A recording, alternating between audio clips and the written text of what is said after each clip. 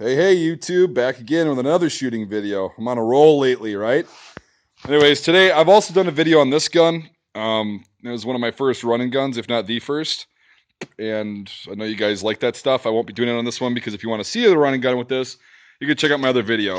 This is going to be an informational and kind of a just standard shooting video. We'll do a couple off the bench, then we're going to stand up and kneel and just do some stuff just to kind of show you how this thing performs offhand and on a bench. So this is the MOS 36, as you guys probably have seen.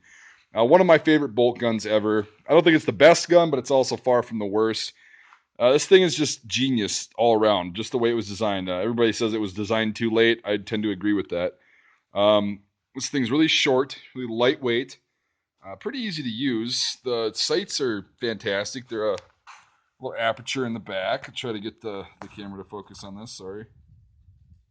Come on, baby. There we go. You got an aperture in the back. There's the whole rear sight. It's like a leaf system, so it graduates up and down. And then in the front, you've got the post, which is big, so at long distance it's kind of sucky. But anything within like 300 yards you can hit because you can see it. So that's what you got with the MOS 36. The reason the bolt is kind of wonky looking is because when they designed this bolt, they designed it with the intentions of having a really short stroke system on it. So there's no locking lugs in the front of the bolt like there are on like a K98 or other weapons. Locking lugs are actually in the rear right here on the back side of the bolt. So they actually lock in the rear of the receiver, which gives the opportunity to have a shorter bolt, which means a shorter stroke and a faster firing rate. So with that, if the bolt handle was straight, it would go behind the trigger, which is a no-no on a bolt gun as far as the ergonomics and aesthetics of it. Because ergonomically, when you fire, you're supposed to be able to just hit the bolt up instead of having to go back towards the rear. Now, it can be forward of the trigger, but not to the rear. So I said, well, this is a great design. How do we, make it work? So then they just decided to curve the bolt forward, which doesn't hinder the action at all. Drop the magazine. It's just like a regular bolt action. Just looks a little weird, but it sticks out enough to where you can grab it, and it's pretty good. I should have lubed this thing up a little bit, but it'll still work. It's got a 5-round integral box magazine, just like most bolt-action guns at that time period. It was designed in 1936, used up till about the late 1950s. The grenade-launching version of the LG-48, or what we know as the 36-51, was used then too, until they came out with the 49-56 and replaced that.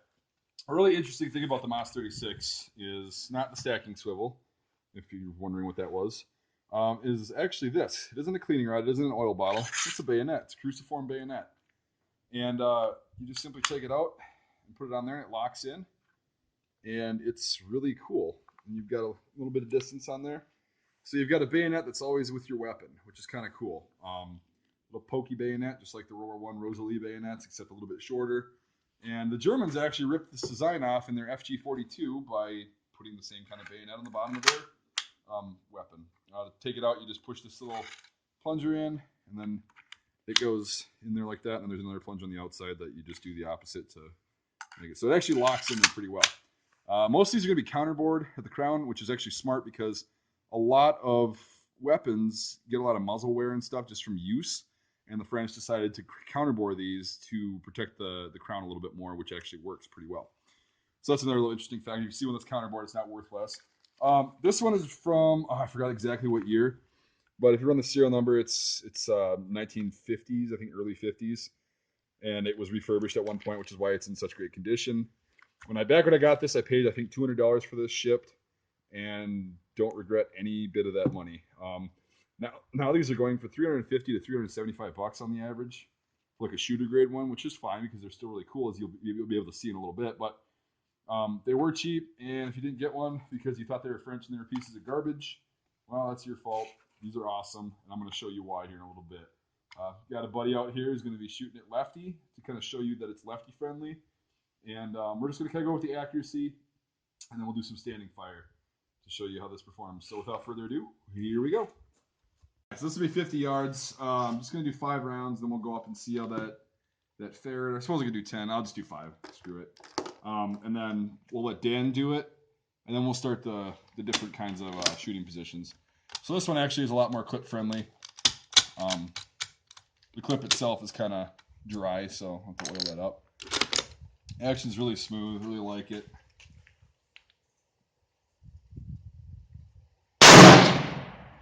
Got a nice little pop to her. It's not too bad. It's like shooting a 308.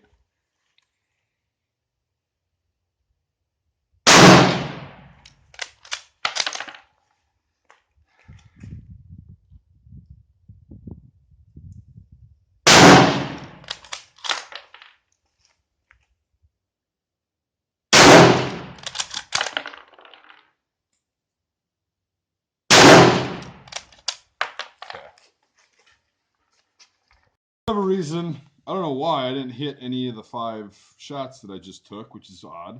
I just popped a couple of the 25 just to confirm if it was on target, and it sure is, so 50 yards shouldn't be that bad. We'll try it again. What's some more trigger time gonna hurt?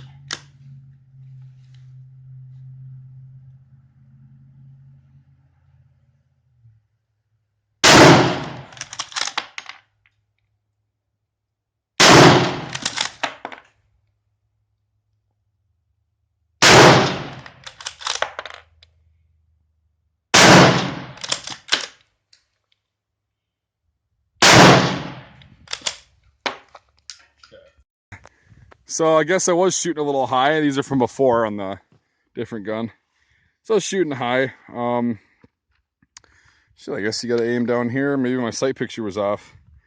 Oh well. I'll probably end up doing better shooting standing up, which is strange. But I will let Dan do some bench shooting now. Man's first shots out of a Moss 36.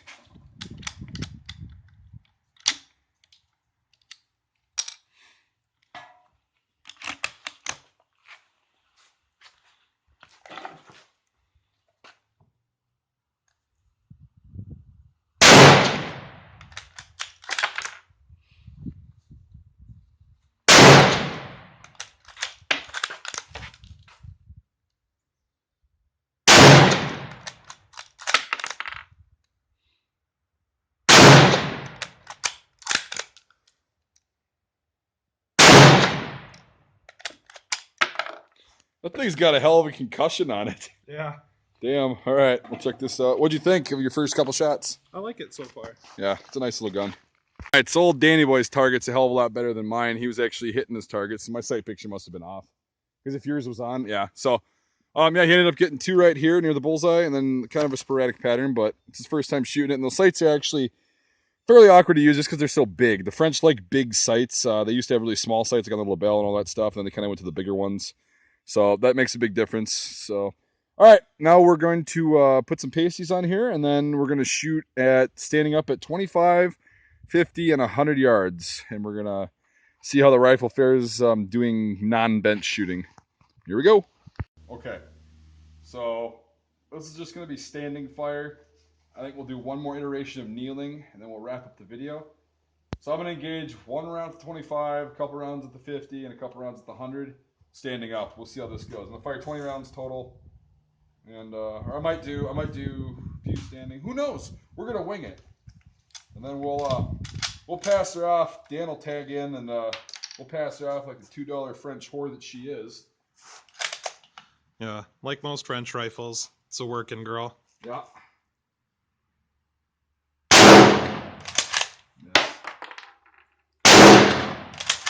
Miss again. There we go.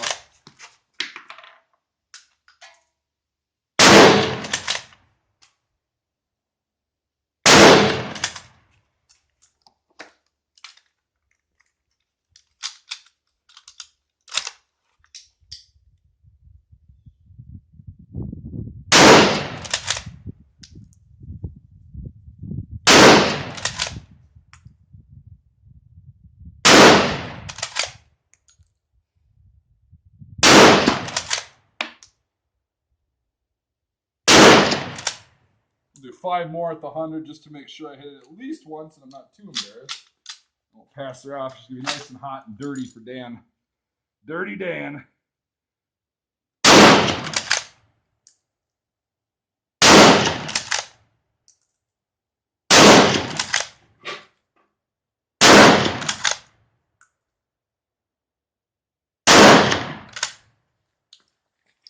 Here she is. Not too warm yet. Passing her off. I'm ready to tag in.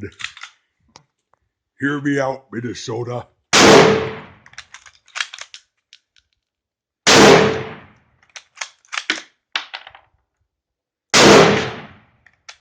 Throw one in the 25.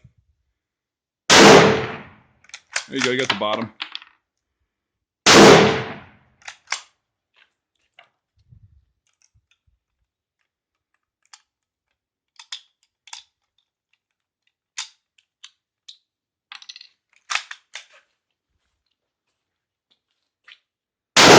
It's so small.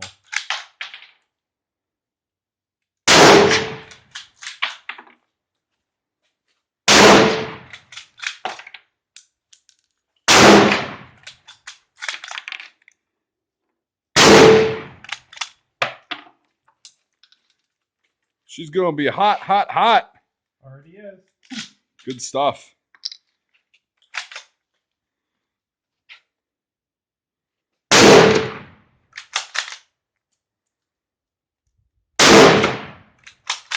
I can smell it.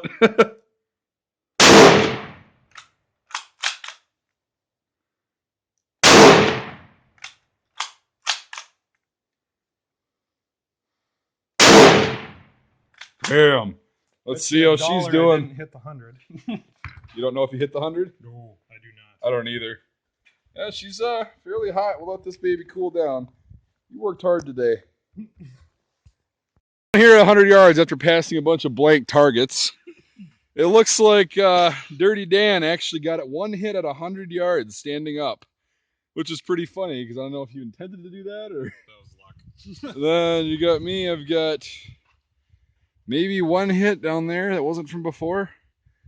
We're just going to count that as a total miss. It was a little harder. So now what do you think? We should do some kneeling? Yeah, well, we don't have to put pasties up. We'll remember where that hit was. Jesus.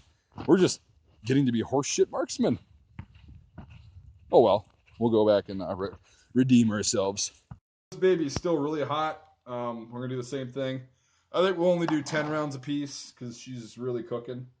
But I'm just going to fire 5 at the 50 and 5 at the 100 while kneeling. And we'll see if we can actually get some rounds on the paper.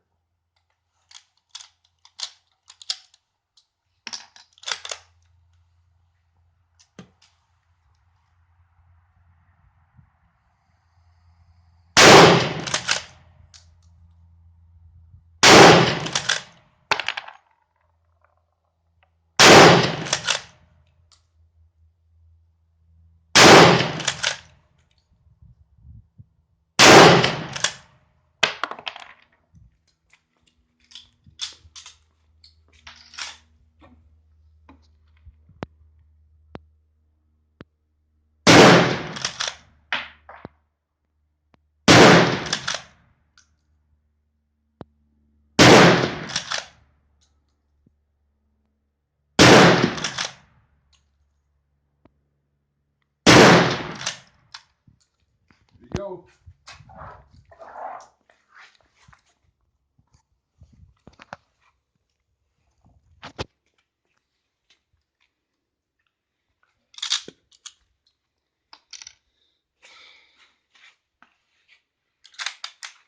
Oh yeah, getting in your little like Carlos Halfcock stance.